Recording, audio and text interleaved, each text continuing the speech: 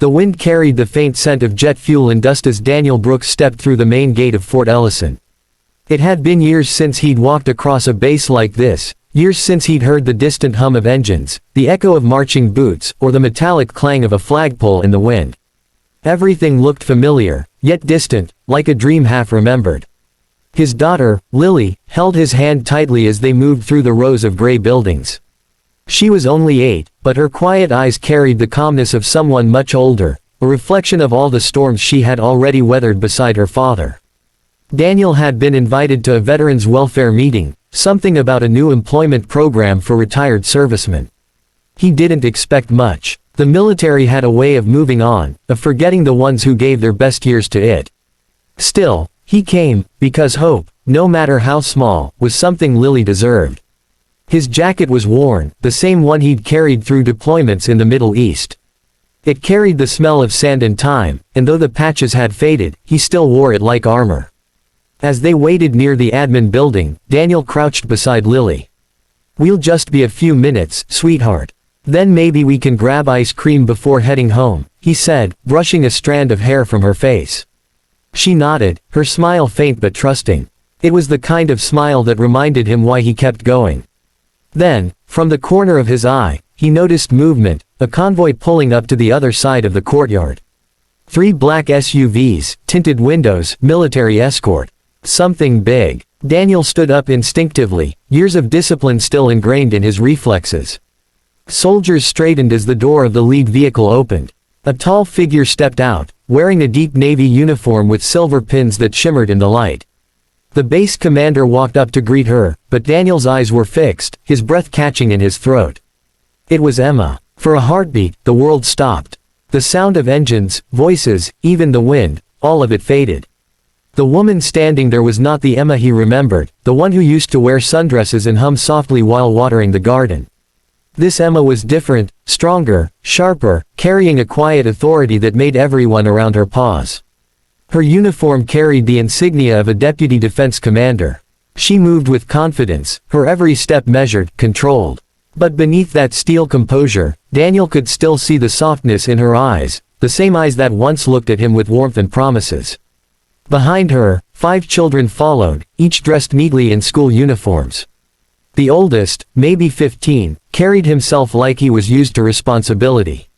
The youngest clung to Emma's hand, eyes wide at the sight of soldiers saluting their mother. The image hit Daniel like a wave, Emma surrounded by children, commanding respect from generals, living a life he never knew she'd built. He felt his chest tighten, not from jealousy, but from the sheer weight of everything unspoken between them. He remembered their last argument before his final deployment. Emma had begged him to stay, to choose family over duty. He'd told her he couldn't leave his men behind. She'd cried, whispering that one day, there'd be nothing left to come home to. He never thought those words would come true. "Daddy," Lily tugged at his sleeve, her voice breaking through his thoughts. "Who's that lady?" He forced a small smile, hiding the ache in his chest. "Just someone I used to know, sweetheart." But his voice trembled slightly. Emma was speaking to the base commander now, her expression professional, detached. She didn't see him, at least, not yet. Daniel stood there, half hidden behind a column, unable to move. He didn't know if he wanted her to notice him or not. He told himself it didn't matter anymore. She had a new life, a new family. The past was buried long ago, somewhere between desert battles and broken promises. But when he saw her crouch down to help her youngest fix a shoelace, his heart twisted. That tenderness, it was the same Emma who used to laugh in their tiny kitchen, who once pressed a hand to his chest and told him to come home safe. That memory was like a ghost, and for a fleeting second, Daniel wished he could step back into it. The sun reflected off her medals, casting a glare that made him blink. He looked down at his own jacket, faded name tag, scratched dog tags still hanging around his neck. They were reminders of the man he used to be. Once, he was Captain Daniel Brooks, respected, brave, unstoppable. Now, he was just a man trying to make ends meet, haunted by the echoes of a war both outside and within. The convoy began to move again. Emma gathered her children, spoke briefly with an aide, and started toward the main headquarters building. Daniel felt something tighten in his chest, a mix of pride, sorrow, and disbelief. She had made it. She'd built something powerful out of the pain they both endured. He wanted to be angry, but he couldn't. If anything, he felt proud of her, even if she'd done it far away from him. As she disappeared inside the building, Daniel turned away, pulling Lily gently along. He didn't notice the few officers glancing at him, perhaps recognizing the name on his jacket. To them, he was just another veteran. But inside, he was a man standing face to face with everything he'd lost. He sat on a bench near the gate, his mind spinning. Seeing Emma had stirred something deep, memories, regrets, what-ifs. He told himself it didn't matter, but a part of him knew this wasn't the end. Somehow, fate had crossed their paths again for a reason. Maybe it wasn't closure he needed. Maybe it was understanding. Lily looked up at him, her eyes searching his. "Daddy, are you okay?"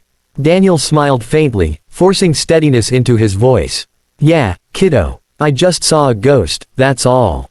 And as the base loudspeaker crackled to life, announcing the presence of Deputy Defense Commander Emma Cole, Daniel felt a quiet storm build in his chest. The woman who had once been his home was now one of the most powerful people in the country, and she didn't even know he was there. When the meeting ended that afternoon, Daniel stepped out into the base courtyard, his mind still clouded by memories. The paperwork in his hand felt meaningless compared to the storm in his chest. He told himself he'd just go home, forget the sight of Emma, and move on.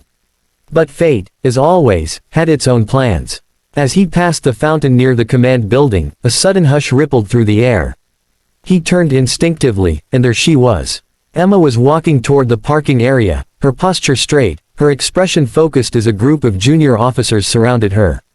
She was laughing softly at something one of them said when her eyes shifted, and locked onto his. The laughter stopped. Her steps faltered. For a brief second, neither of them moved, caught between the weight of years and the shock of recognition. "Daniel," she whispered, disbelief breaking through her composure. The officers around her looked confused, waiting for instruction, but Emma raised a hand, signaling them to leave. One by one, they dispersed, until only the two of them stood there under the fading sunlight. Daniel managed a small nod, his throat dry. "It's been a long time," he said quietly. Emma took a hesitant step forward, her voice trembling. "I thought you were still overseas."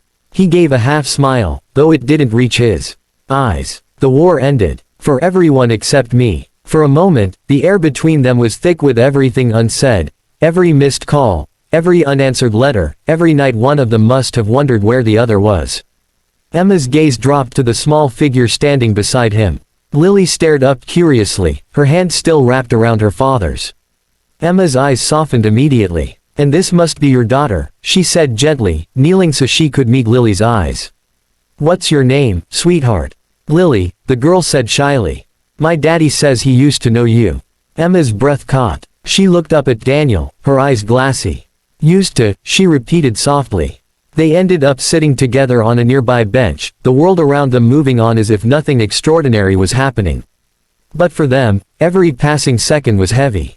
Emma spoke first, her tone quiet but steady. "After you left, I tried to wait, Daniel. For years, I did. But then, they told me you weren't coming back. That your unit was gone." Her hands trembled as she clasped them together. "I broke. I remarried a few years later. He was kind, patient. He helped me believe in life again. But he died in a training accident 3 years ago." Daniel listened in silence, his heart aching for her. "I didn't know," he said. "I tried to reach out after the war, but everything had changed. Addresses, contacts, you were just gone." Emma nodded. "I moved a lot after he died. The only thing that kept me going were my kids. They needed me strong, and when the opportunity came to serve again, I took it. I thought, if I could lead, maybe I could make things better for the ones still fighting." Daniel could see the exhaustion behind her eyes, the same kind he saw in his own reflection every morning. The uniform might have been crisp, but the woman wearing it was worn down by life and duty. He leaned back on the bench, staring at the flagpole in the distance. "Funny, isn't it? We both kept fighting different wars. You here, me out there. Both trying to hold on to something." She smiled faintly. "Maybe that's what we've always done." For a long while, they just sat in silence. The sun dipped lower, casting long shadows over the courtyard. Lily wandered to the edge of the fountain, tossing pebbles into the water. Daniel watched her and then turned to Emma. She's all I have now, he said softly. She keeps me grounded. I'm trying to build something normal for her. Emma followed his gaze. She's beautiful, she said. You did good, Daniel. You always had that kindness in you, even when the world around you wasn't kind back. Her words stirred something deep inside him. For years, he'd lived in quiet isolation, convincing himself he was invisible.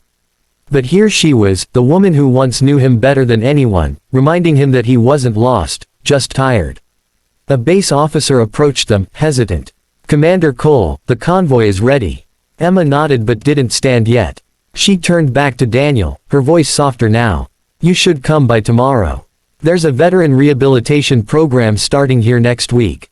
I can make sure you're on the list. You deserve that chance. Daniel hesitated. You don't have to do that. I know, she said. But I want to. Their eyes met one last time, and in that moment, words failed them. Too much time had passed to fix what was broken, but maybe, just maybe, they could still find peace in knowing the other survived. Emma rose to her feet and walked over to Lily.